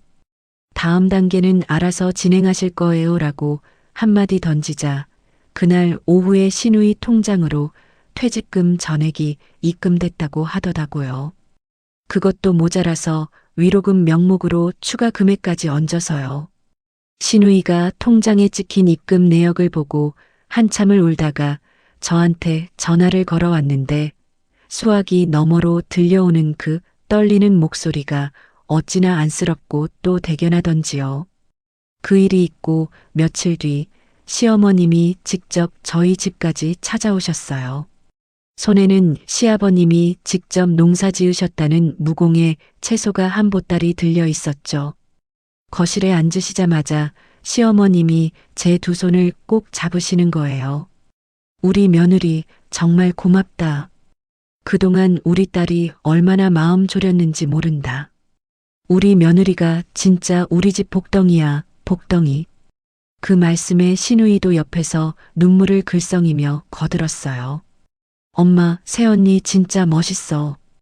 내가 평생 새언니 편 할 거야. 누구든 새언니한테 함부로 하면 내가 가만 안 둬. 시어머님과 시누이의 그 진심 어린 말씀에 제 마음이 무장 해제되더라고요. 시댁에 든든한 내 편이 두 명이나 생긴 거잖아요. 두 동서가 텃세를 부려도 시부모님과 시누이만 제 편에 서주신다면 저는 두려울 게 없겠다는 안도감이 들었어요. 그런데 그 든든함이 며칠 가질 못했죠. 결혼하고 처음으로 시댁 제삿날이 다가왔거든요. 시아버님의 모친, 그러니까 돌아가신 시할머님 제사였는데 시어머님이 며칠 전부터 전화를 주시며 일찍 와서 같이 음식 장만하자고 신신당부를 하셨어요. 그런데 하필이면 그날 제가 맡은 큰 재판이 있었어요. 산재 사망 사건 변론이었는데 도저히 미룰 수가 없는 일이었죠. 시어머님께 사정을 말씀드렸더니 시어머님은 흔쾌히 그러시더라고요. 아이고, 그게 사람 목숨 살리는 일인데 당연히 그거부터 챙겨야지. 재판 끝나는 대로 천천히 와라. 내가 애들이랑 미리 해놓으마. 그 너그러우신 말씀에 마음 한구석이 따뜻해졌어요. 재판은 다행히 잘 끝났고 저는 옷도 못 갈아입은 채 부랴부랴 시댁으로 향했죠. 도착하니 이미 해가 뉘엿뉘엿 지고 있었고 현관문을 열고 들어가는데 안에서 까르르 웃는 소리가 들려왔어요. 신발을 벗고 거실에 들어서는 순간 제 눈앞에 펼쳐진 광경에 잠시 멈춰섰죠. 거실 소파에는 둘째 동서와 막내 동서가 다리를 꼬고 앉아서 과일을 콕콕 찍어 먹으며 텔레비전 드라마를 보고 있었어요. 부엌에서는 시어머님이 혼자서 등을 굽힌 채 전을 부치고 계셨고요. 두 동서는 제가 들어온 줄도 모르는 듯 한참을 더 깔깔거리다가 인기척을 느끼고 고개를 돌렸어요. 저를 보자마자 둘째 동서가 자리에서 벌떡 일어났는데 손에 들고 있던 앞치마를 제 가슴팍에 휙 던지면서 짝다리를 짚고 서더라고요. 아이고 형님, 이제 오셨네요? 우리 늙은 언니가 재판한다고 늦는다고 하셔서 우리가 다 기다리고 있었지 뭐예요. 자, 얼른 앞치마 두르시고요. 저쪽 부엌에 산더미처럼 쌓인 설거지 좀 해요. 그 말 끝에 막내 동서가 끼어들었어요. 눈웃음을 살살 치면서요. 맞아요 형님. 저희가 미리 다 해놓으려다가 그래도 큰 동서가 와서 한 자락은 해야 도리지 싶어서 일부러 좀 남겨놨거든요. 아유, 너무 부담스러워하지 마세요. 우리야 평생 할 일인데 형님은 늦게 오셨으니까 좀 따라잡으셔야 되잖아요. 서로 눈을 마주치며 키득거리는 그 두 동서의 얼굴을 보는데 기가 차서 헛웃음이 다 나오더라고요. 새파랗게 어린 것들이 이 무슨 시대착 오적인 텃세질인가 싶어서요. 저는 가슴팍에 떨어진 앞치마를 발끝으로 툭 차서 옆으로 밀어놓고는 입꼬리를 살짝 올린 채 두 동서를 가만히 바라봤어요. 평생 법정에서 단련된 그 싸늘한 미소를 띤 채로 말이죠. 동서들이 그 눈빛에 살짝 움찔하는 게 보이더라고요. 새파랗게 어린 것들이 쌍으로 미쳤나? 속으로 그렇게 칼을 갈면서요. 부엌 쪽에서 시어머님이 인기척을 느끼셨는지 고개를 빼꼼 내미시는데 저는 그 모습을 보면서 마음을 정했어요. 시어머님 앞에서 이 두 사람을 망신 줘봤자 그 화살이 결국 시어머님께도 튈 것 같았죠. 좋으신 분이 며느리 잘못 봤다는 소리 듣게 만들고 싶지 않았거든요.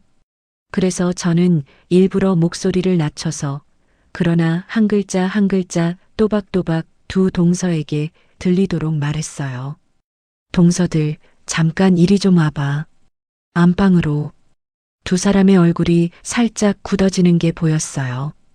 평소 같았으면 콧대 높게 무시하고 그 자리에서 깔깔거렸을 사람들인데 제 눈빛이 평소와 다르다는 걸 본능적으로 알아챈 거죠. 둘은 서로 눈빛을 주고받더니 마지못해 자리에서 일어나 따라 들어왔어요. 안방 문을 조용히 닫고 저는 두 동서를 마주보고 섰어요. 그러고는 두 사람을 번갈아 가며 천천히 훑어보는데 둘째 동서는 팔짱을 끼고 턱을 살짝 치켜들었고 막내 동서는 옆에서 슬그머니 머리카락을 만지작거리더라고요. 동서들, 사람 잘못 봤네? 네, 그게 무슨... 둘째 동서가 발끈하려는데 제가 손을 들어 말을 끊었어요. 내 직업이 뭔 줄 알지? 노동 전문 변호사야. 우리 사무실에 하루에도 몇 명씩 찾아오는 사람들이 누군 줄 알아? 직장에서 텃세 부리고 갑질한 가해자들 응징해 달라고 찾아오는 피해자들이야. 내가 그런 인간들 어떻게 다루는지 너희가 인터넷에 내 이름 한번 쳐보면 바로 나올 거야. 두 동서의 얼굴이 점점 하얗게 질려가는 게 눈에 보였어요. 둘째 동서의 팔짱이 슬그머니 풀리고 막내 동서는 아예 시선을 바닥으로 떨궜죠. 오늘 너희가 나한테 한 짓, 법적으로 따지면 괴롭힘에 준하는 행위야. 가족이라는 이유로 봐주고 넘어갈 거라고 생각했지? 천만에.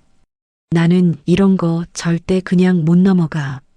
다만 오늘은 시할머님 제삿날이고 시어머님 좋은 분이시니까 한 번만 못 들은 걸로 해줄게. 한 번만이야. 제 목소리는 끝까지 차분했어요. 큰 소리 한 번 안 냈는데 두 동서는 마치 매를 맞은 사람처럼 어깨가 움츠러들어 있었죠. 막내 동서가 먼저 입을 떼는데 목소리가 가늘게 떨리더라고요. 형님, 저는 그냥 농담으로. 농담? 그게 어떻게 농담이니? 동서, 직장 내 괴롭힘 가해자들이 법정에서 제일 많이 하는 변명이 뭔 줄 알아? 농담이었다야. 그 한마디로 사람 인생 망쳐놓고 자기는 빠져나가려고 하는 그 비겁한 변명. 똑같은 짓 하지 마. 그 말에 막내 동서의 눈에 눈물이 그렁그렁 맺히더라고요. 둘째 동서는 그래도 자존심이 있었는지 입술을 꽉 깨물고 있었지만 앞머리 사이로 식은땀이 흐르는 게 보였죠. 그때 마침 안방 문이 살짝 열리면서 신우이가 빼꼼 얼굴을 들이밀었어요. 부엌에서 두 동서가 저한테 앞치마 던지는 광경을 다 보고 있었던 모양이에요. 새언니, 무슨 일이야? 어머나, 둘째 언니, 막내 언니 여기서 뭐해요? 신우이가 일부러 큰 소리로 그러는데 이어서 한마디를 더 보태더라고요. 아까 부엌에서 누가 우리 새언니한테 앞치마 던지는 것 같던데 내가 잘못 봤나? 새언니가 변호사신데 어디서 우리 큰언니한테 식모 부리듯이 그래요? 둘째 언니, 막내 언니, 제발 그러지 좀 마요.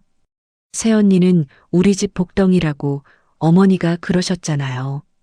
신우이의 그 한방에 둘째 동서의 얼굴이 빨갛게 달아올랐어요. 신우이는 시댁의 막내딸이라 시부모님이 끔찍이 아끼시는 데다 며칠 전 제가 퇴직금 받아준 일로 시댁 전체에 입김이 세진 상태였거든요. 그 신우이가 노골적으로 제 편을 들고 나서니 두 동서는 더 이상 할 말을 잃었죠. 막내 동서가 결국 고개를 푹 숙이면서 기어들어가는 목소리로 그러더라고요. 형님, 죄송해요. 제가 잘못했어요. 둘째 동서는 끝까지 사과는 안 했어요. 대신 차갑게 한마디 던지고는 부엌으로 뛰쳐나가더라고요. 제가 설거지 할게요. 그 뒷모습을 보면서 저는 길게 한숨을 한번 내쉬었어요. 시원하다기보다는 씁쓸한 마음이 더 컸어요. 이렇게까지 해야만 사람 대접을 받는 이 시댁 풍경이 어쩐지 서글프기도 했거든요. 신우이가 제 등을 토닥이며 그러더라고요. 새언니 잘했어요. 진작에 한번 호되게 당했어야 할 사람들이에요. 신경 쓰지 마요. 그 첫 제사 사건 이후 시댁 분위기는 완전히 뒤집혔어요. 두 동서는 제 앞에서 함부로 입을 놀리지 못했고 시부모님은 저를 더 끔찍이 아껴주셨어요. 둘째 동서는 여전히 속으로 끓는 모양이었지만 겉으로는 잠잠해졌고 막내 동서는 그래도 막내답게 슬슬 제 눈치를 보며 살갑게 다가오기 시작했죠. 그렇게 몇 달이 평온하게 흘러갔어요. 그러던 어느 늦은 밤이었어요.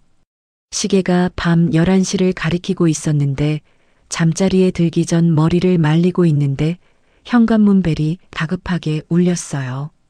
이 시간에 누가 왔나 싶어 그이와 함께 인터폰 화면을 봤더니 막내 동서가 화면 가득 얼굴을 들이밀고 있는 거예요. 화장이 다 번지고 머리도 산발이 된 채로요. 그이가 깜짝 놀라서 문을 열어주는데 막내 동서가 신발도 제대로 못 벗고 거실 한가운데 그대로 무너지듯 주저앉더라고요. 그러고는 어깨를 들썩이며 통곡을 하기 시작했어요. 어찌나 서럽게 울던지 그 울음소리가 마치 죽음 앞에 선 사람의 곡소리 같았어요. 형님, 저 좀 살려주세요. 저는 무릎을 꿇고 앉아 막내 동서의 양 어깨를 잡았어요. 평소에 도도하고 새침했던 사람이 이 지경으로 무너져 있다는 게 보통 일이 아니라는 게 느껴졌거든요. 그이가 따뜻한 차 한 잔을 가져다 손에 쥐어주자 막내 동서가 그 컵을 두 손으로 떨며 한참을 안고 있다가 겨우 입을 떼는데 그 사연이 어찌나 기가 막히던지요. 회사 팀장이라는 사람이 6개월 전부터 막내 동서를 들들 볶아왔다는 거예요. 그것도 한두 번이 아니라 매일같이요. 회식 자리에서 술 따르라고 강요하고 못 따르겠다고 하면 다음날 회의에서 망신을 주고 막내 동서가 만든 보고서를 사람들 앞에서 박박 찢어버린 적도 있었다고 해요. 그러면서 자기 개인적인 심부름까지 시켰다는 거예요.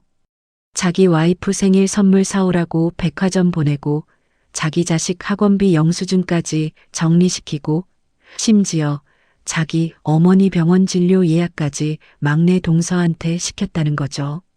그러면서 인사평가권을 쥐고 있다는 걸 빌미로 막내 동서의 입을 막아왔다고 해요. 형님, 저 한 달 전부터 잠을 못 자요. 약 없이는 잠도 못 들고 매일 아침 출근할 때마다 한강 다리만 보면 발이 안 떨어져요. 어제는 제가 말을 잇지 못하고 막내 동서가 얼굴을 두 손에 묻으며 흐느꼈어요. 무슨 말을 하려다 만 건지 짐작이 가더라고요. 가슴이 철렁 내려앉으면서 평소 미워하던 마음이 그 순간 다 녹아버렸어요. 제 의뢰인으로 사무실에 찾아왔던 수많은 직장 갑질 피해자들의 얼굴이 한꺼번에 막내 동서 위로 겹쳐 보였거든요. 그 사람들도 다 그랬어요. 처음엔 화도 못 내다가 한참을 시달리고 시달려서 결국 사람이 부서질 대로 부서진 다음에야 제 사무실 문을 두드렸죠. 그 마지막 한 발자국을 떼지 못해서 정말로 돌이킬 수 없는 길로 가버린 분들도 있었고요. 저는 막내 동서를 가만히 끌어안았어요. 평소 같았으면 절대 안 했을 행동인데 그 순간만큼은 동서가 아니라 한 사람의 피해자로 보였거든요. 어깨가 어찌나 야위었던지 안아보니 뼈가 만져질 정도였어요. 그동안 얼마나 마음고생을 했길래 사람이 이 지경이 됐나 싶어 가슴이 미어졌어요. 동서, 괜찮아. 내가 다 정리해 줄 테니까 걱정하지 마. 오늘 밤은 여기서 자고 가. 그러자 막내 동서가 제 옷자락을 부여잡고 울면서 그러는 거예요. 형님, 제가 그동안 형님한테 못되게 굴었던 거 다 기억해요.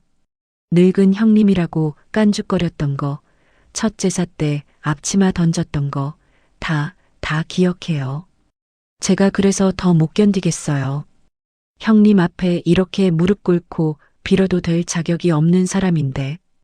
그 말에 저도 모르게 코끝이 시큰해졌어요. 사람이 진짜 바닥까지 떨어지면 자기가 했던 잘못이 다 떠오르나 봐요. 저는 막내 동서의 등을 천천히 쓸어주며 말했어요. 그건 나중에 천천히 풀어가. 지금은 동서 살리는 게 먼저야. 내일 아침에 동서 회사로 갈 거야.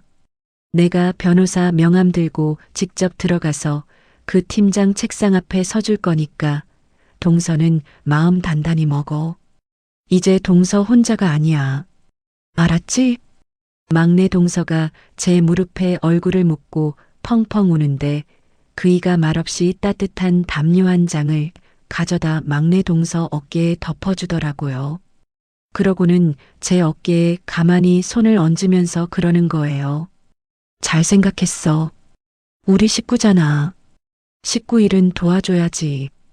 그날 밤 저는 막내 동서를 거실 소파에 눕히고 옆에서 한참을 같이 앉아 있었어요. 동서가 잠이 들 때까지 그 손을 꼭 잡고 있었거든요. 창밖으로 새벽별이 하나둘 지고 있었지만 저는 잠이 오질 않았어요. 내일 아침에 그 가해자 앞에 어떻게 설 것인지 머릿속으로 시뮬레이션을 돌리고 또 돌렸으니까요. 두고 봐라. 우리 동서한테 그딴 짓 한 인간. 내가 너 같은 인간들 잡으려고 이 길을 택한 사람이다. 속으로 그렇게 칼을 갈면서요. 다음 날 아침 저는 평소보다 일찍 일어나 짙은 남색 정장을 꺼냈어요. 법정에 설 때 입는 옷이었죠. 머리도 단정하게 묶고 평소 잘 안 바르던 진한색 립스틱까지 꺼내 발랐죠. 식탁에 앉아 시리얼을 깨작거리고 있는 막내 동서한테 다가가 어깨에 손을 얹으며 말했어요. 동서, 출근해. 오늘은 평소처럼 출근해서 자리에 앉아 있어. 내가 1시간 안에 갈 거야. 변호사 명함 들고 팀장 앞에 설 거니까 그냥 가만히 앉아만 있어. 떨려도 떨지 마. 내가 옆에 있을 거잖아. 막내 동서의 손이 숟가락을 잡은 채 가늘게 떨리는 게 보였어요. 그래도 고개를 끄덕이면서 그 자그마한 목소리로 그러더라고요. 네, 형님, 알겠어요. 전날 밤 그렇게 무너졌던 사람이 신발을 신는데 그 뒷모습이 어찌나 가냘프던지요. 저는 그 뒷모습을 한참 바라보다가 사무실로 전화를 걸어 비서한테 일러뒀어요.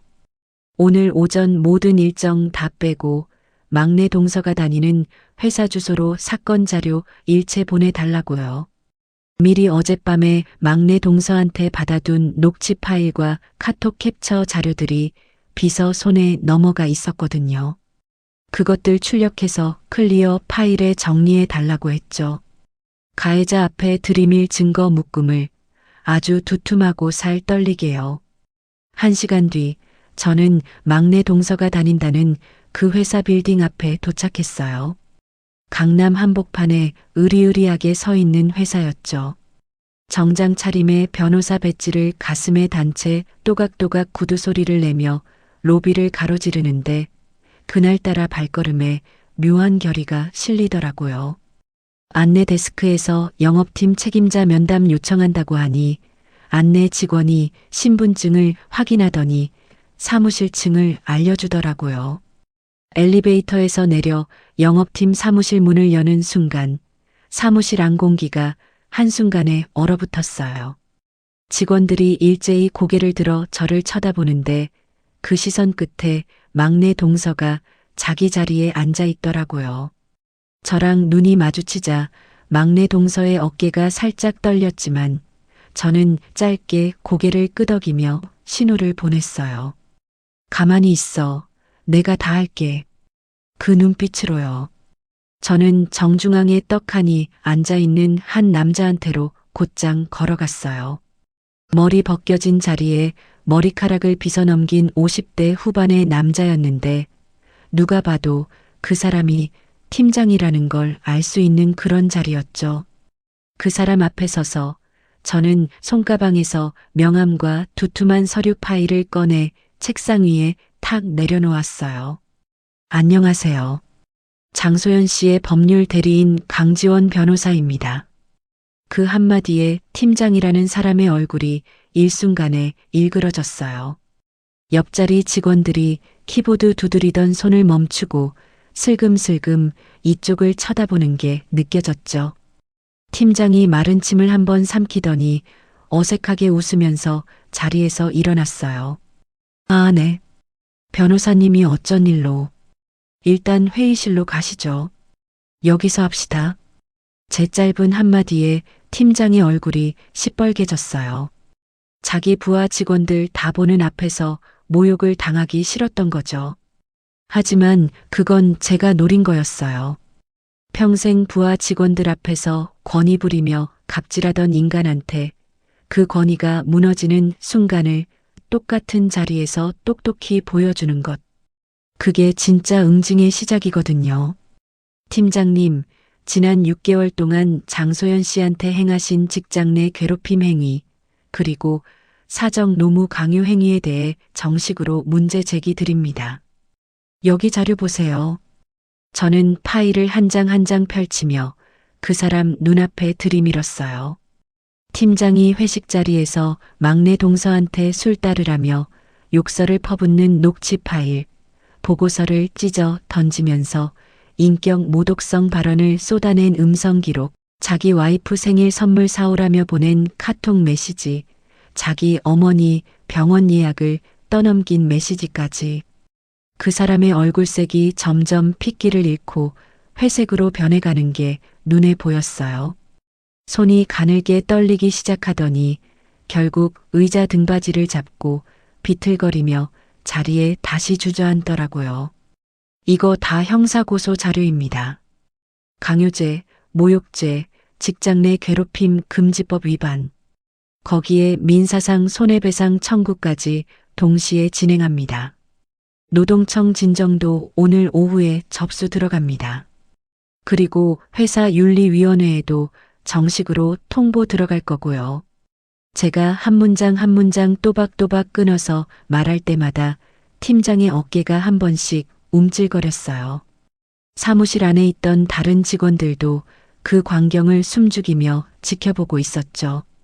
평소 큰 소리치며 부하들을 호령하던 사람이 한순간에 식은 땀을 뚝뚝 흘리며 얼이 빠진 모습으로 앉아있는 그 광경이 어찌나 통쾌하던지요. 그런데 저는 거기서 멈추지 않았어요. 그 사람한테 한 발 더 다가서서 목소리를 살짝 낮추며 그러더라고요. 팀장님, 제 동서한테 그동안 하신 짓이 너무 졸렬하셔서 제가 사실은 화가 좀 많이 났거든요. 제 직업이 뭔 줄 아세요? 노동 전문 변호사입니다. 당신 같은 사람 잡으려고 이 길에 들어선 사람이에요. 그러니까 도망갈 생각, 합의로 무마할 생각, 그런 거 일찌감치 접으세요. 끝까지 갑니다. 그제야 팀장이 의자에서 후다닥 일어나더니 그 자리에서 무릎을 꿇어버렸어요. 사무실 직원들이 일제히 입을 떡 벌리는 소리가 들릴 정도였죠. 변호사님, 제가 잘못했습니다. 한 번만 봐주세요.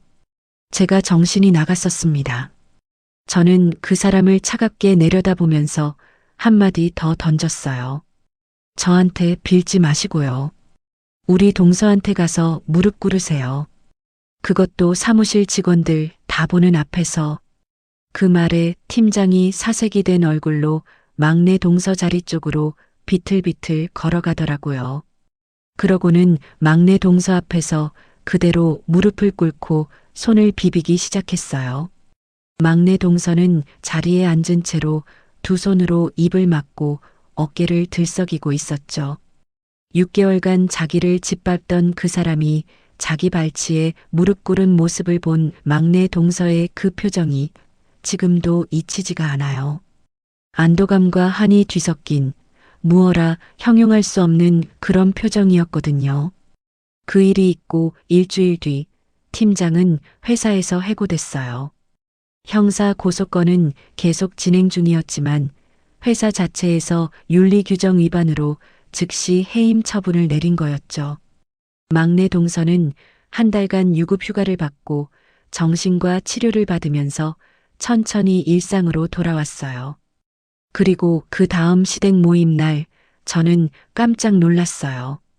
시댁 마당에 차를 대고 현관 쪽으로 걸어 들어가는데 막내 동서가 현관까지 뛰어나와서 제 가방을 받아들면서 그러는 거예요. 아이고, 우리 큰형님 오셨다. 형님, 길 막히지 않았어요? 아주버님은 차에서 내리고 계세요? 제가 음료수 미리 시원하게 해놨어요. 형님. 그 호들갑에 거실에 앉아있던 둘째 동서가 눈이 휘둥그레져서 막내 동서를 쳐다보더라고요. 평소 자기랑 한편이었던 사람이 어느 날 갑자기 저한테 찰싹 달라붙어서는 손을 떠받들고 있으니 기가 막혔겠죠. 둘째 동서가 입을 비죽거리며 한마디 하는 거예요. 동서 갑자기 왜 그래?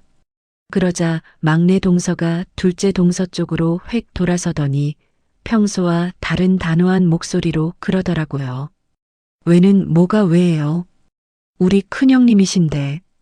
둘째 언니 앞으로 큰형님한테 함부로 하면 그땐 제가 가만 안 둬요. 큰형님이 제 은인이거든요. 알겠어요? 거실에 짧은 정적이 흘렀어요.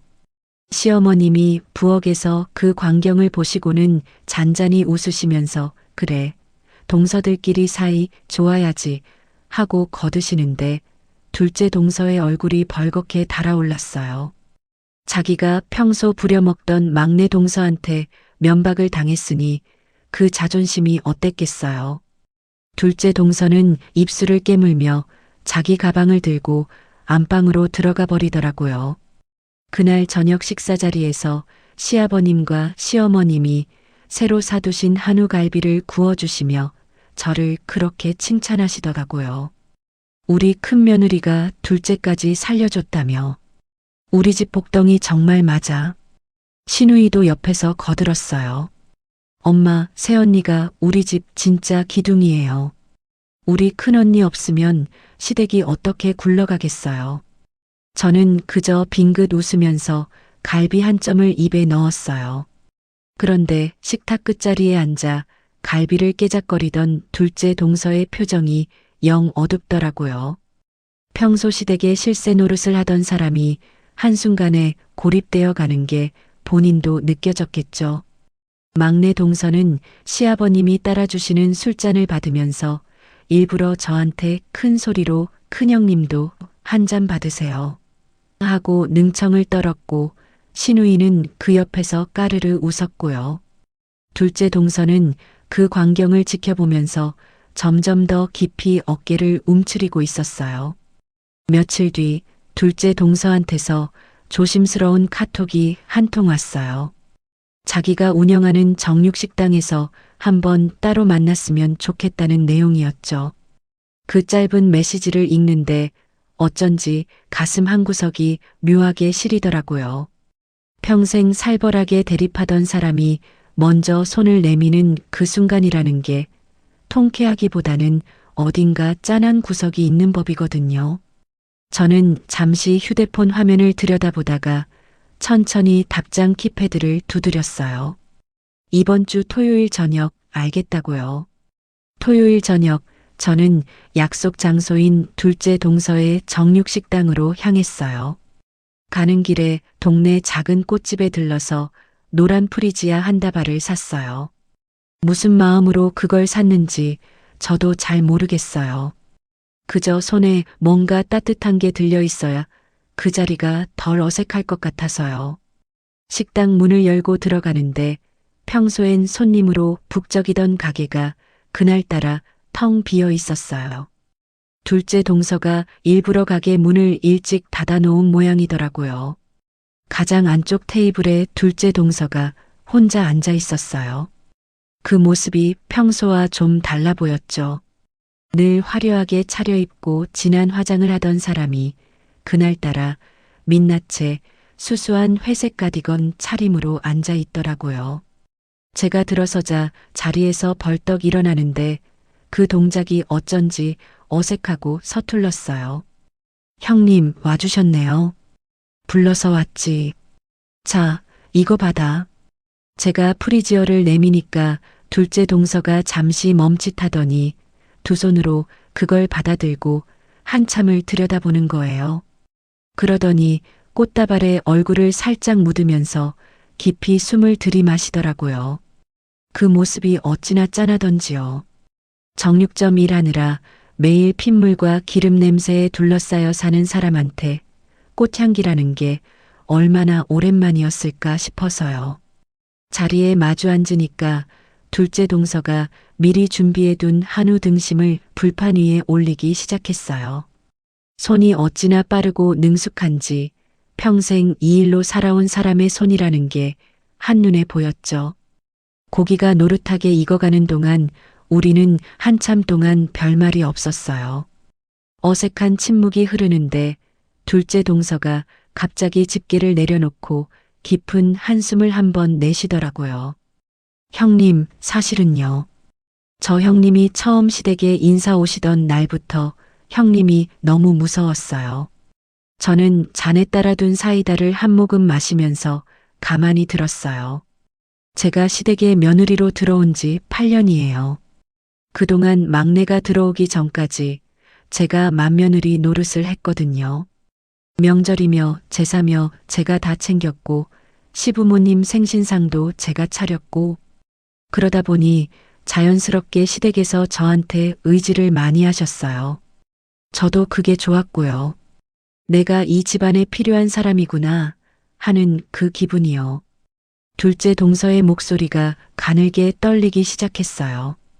근데 형님이 들어오시는데 저한테는 그게 막내가 새로 들어오는 거랑은 차원이 다른 일이었거든요. 변호사라는 직업도 그렇고 학벌도 그렇고 사람을 똑바로 쳐다보는 그 눈빛도 그렇고 제가 평생을 노력해도 못 가질 것들을 다 가진 사람이 한순간에 제 위에 떡하니 자리를 잡으시는 거잖아요. 저는 형님 앞에만 서면 제가 작아지는 게 너무 무서웠어요. 그러더니 둘째 동서가 고개를 푹 숙이면서 눈물을 뚝뚝 떨어뜨리는 거예요. 그 굵은 눈물방울이 새하얀 식탁보 위에 동그란 자국을 남기는데 저는 그 모습을 보면서 가슴 한구석이 묘하게 시려오는 걸 느꼈어요. 제자리 뺏길까봐, 제가 시댁에서 쓸모없는 사람이 될까봐 그게 무서워서 그래서 못된 짓을 한 거예요.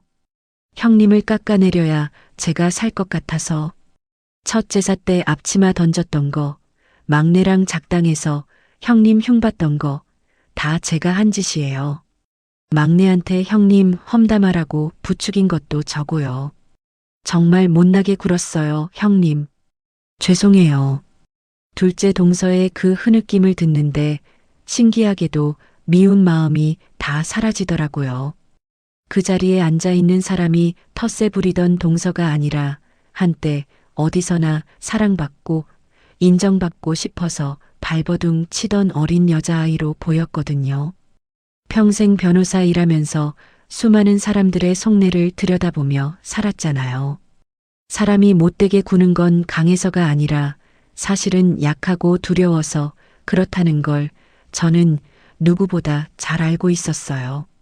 문득 제 20대 시절이 떠오르더라고요. 고시원 좁은 방에서 라면 끓여 먹으면서 친구들 결혼식 청첩장은 다 외면하고 화사하게 꾸민 또래들 보면서 속으로 그 친구들이 다 잘못되기를 빌었던 그런 시절. 그 비뚤어진 마음이 사실은 가난과 열등감에서 비롯된 거였다는 걸 나이가 들어서야 알게 됐거든요. 둘째 동서의 그 못된 짓도 어쩌면 비슷한 결의 것 아니었을까. 그렇게 생각하니 미움이 자리할 자리가 없더라고요. 저는 가만히 손을 뻗어 둘째 동서의 손등에 제 손을 올려놓았어요. 정육점일로 굳은 살이 잔뜩 박인 그 거친 손이 어쩐지 우리 엄마 손하고 비슷한 결을 가지고 있더라고요. 동서, 이제 그만 울어. 나 사실 다 풀었어. 오늘 이 고기 먹으러 오면서 다 풀고 왔다고. 둘째 동서가 고개를 들어 저를 쳐다보는데 눈가에 눈물이 그렁그렁 맺힌 채 입은 살짝 벌어져 있더라고요. 형님, 진짜요? 진짜야. 그리고 동서, 한 가지만 약속해. 앞으로 나한테 못되게 굴면 그때는 진짜 내용 증명 날린다?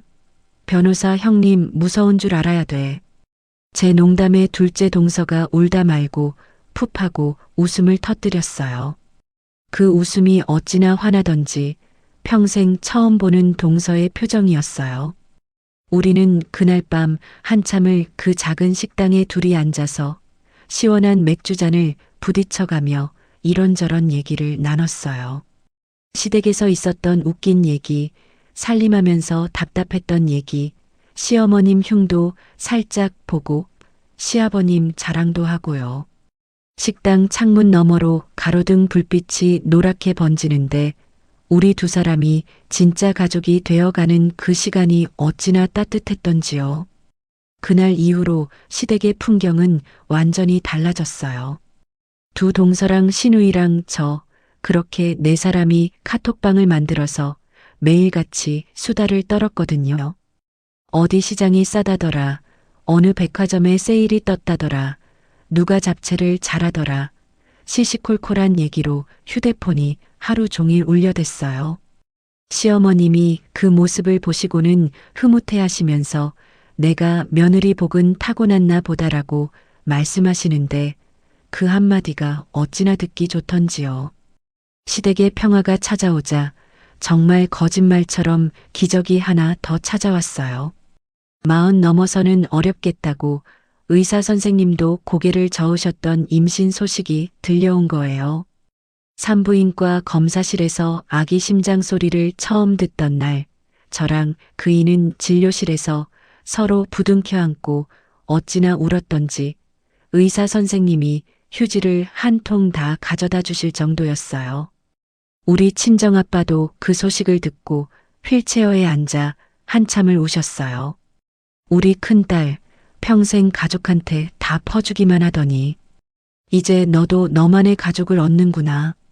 그 말씀을 듣는데 저도 모르게 코끝이 시큰해졌어요. 진짜 평생을 가족을 위해서 달려온 인생이었잖아요. 이제야 비로소 저만의 진짜 가정을 갖게 되었다는 그 벅참이 말로 다 표현이 안 되더라고요. 10달이 지나고 우리 아들이 태어나던 날 그 작은 생명을 처음 품에 안았던 순간을 저는 평생 잊지 못할 거예요. 그 보들보들한 볼을 손가락으로 살짝 쓰다듬는데 그제야 우리 엄마 아빠가 저를 키우시면서 어떤 마음이셨는지가 한꺼번에 가슴으로 밀려 들어왔어요. 식당에서 화상을 입어가면서도 저한테 힘들단 말 한마디 못하셨던 우리 엄마. 휠체어에 앉아 합격 소식을 듣고 오열하시던 우리 아빠. 그 두 분의 사랑이 어떤 무게였는지 저는 그제야 온전히 이해하게 된 거죠. 요즘 우리 집 거실은 어찌나 시끌벅적한지 몰라요. 주말마다 양가 식구들이 다 모이거든요. 우리 친정아빠는 그이가 미는 휠체어를 타고 오시고 우리 엄마는 손주 보겠다고 잡채며 식혜며 양손 가득 들고 오시고 시댁 식구들도 매주 빠짐없이 들르세요. 시어머님은 손주를 안고 노래 불러주시고 시누이는 그 모습을 휴대폰으로 동영상 찍느라 정신없고 둘째 동서는 한우 등심을 굽고 막내 동서는 그 옆에서 야채를 썰고요.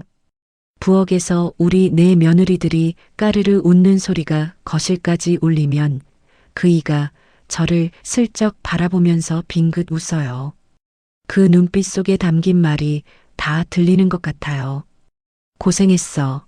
이제 행복해. 그렇게요. 지금도 저는 매일 법정에 서고 매일 사람의 밑바닥을 들여다보며 살아요.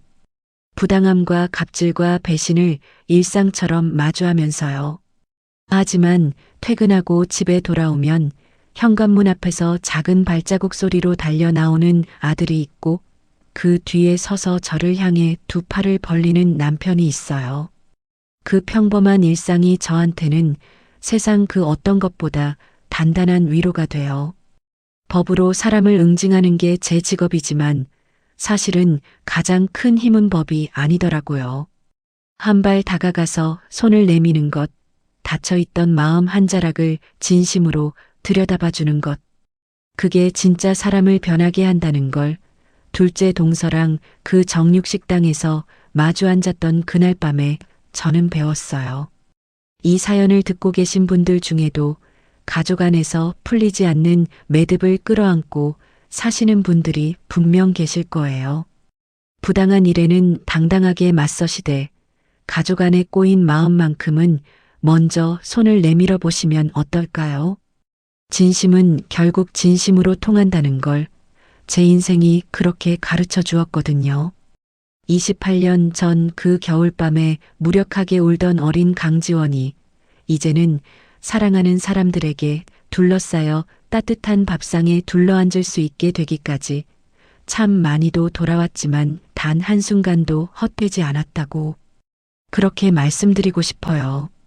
오늘도 끝까지 제 이야기 들어주셔서 정말 고맙습니다. 오늘 들려드린 강지원님의 사연 어떻게 들으셨나요? 저는 둘째 동서가 눈물을 뚝뚝 흘리며 사과하던 그 장면에서 저도 모르게 휴지 한 장을 꺼내 들었답니다. 누군가를 법으로 응징하는 것보다 한 발 먼저 다가가 손을 내미는 일이 얼마나 어렵고도 귀한 일인지 강지원님의 이야기가 우리에게 조용히 알려주는 것 같았어요. 중학교 1학년 그 겨울밤 무력하게 울던 어린 소녀가 자신의 눈물을 무기로 바꿔 수많은 사람을 구해내고 끝내 따뜻한 밥상 앞에 앉기까지 그 모든 걸음걸음이 결코 헛되지 않았다는 걸 우리도 함께 확인할 수 있었던 시간이었습니다. 지금 이 순간에도 어디선가 묵묵히 자신의 자리를 지키며 견디고 계신 모든 분들께 이 사연이 작은 등불이 되어주기를 진심으로 바라봅니다. 강지원님과 그 가족의 앞날에 언제나 따뜻한 햇살만이 가득하기를 함께 기도하겠습니다. 여러분 오늘도 고부 여정과 함께 해주셔서 감사합니다.